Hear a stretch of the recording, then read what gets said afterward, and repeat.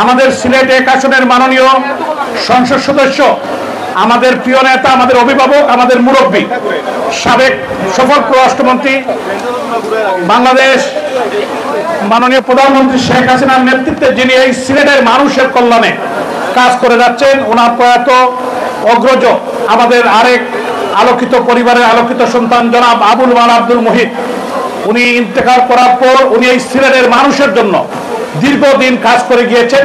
এই সিলেটের যে ডেভেলপমেন্টের জন্য আজকে যে ডেভেলপমেন্ট হচ্ছে under the leadership of her Excellency Sheikh Hasina, মাননীয় অর্থমন্ত্রী অনেক কাজ করেছেন এই সিলেটবাসীর জন্য। আল্লাহ তাআলার কাছে ওনার জন্য আমরা দোয়া করি যাতে ওনাকে আল্লাহ তাআলা জান্নাতের শ্রেষ্ঠতম স্থানে প্রেরণ করেন।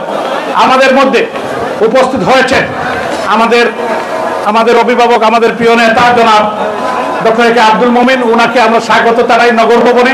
এখানে আমাদের সম্মানিত কাউন্সিলর আছেন, সিটি কর্পোরেশনের আমাদের সিনিয়র কর্মকর্তারা আছেন এবং বিশেষ করে আমাদের ওয়ার্ডের সব ওয়ার্ডের আওয়ামী লীগের প্রেসিডেন্ট সেক্রেটারি, অনেক নেতৃবৃন্দ, যুবলীগের, ছাত্রলীগের, সর্বস্তরের বিভিন্ন রাজনৈতিক দলের নেতৃবৃন্দ এখানে এসেছেন।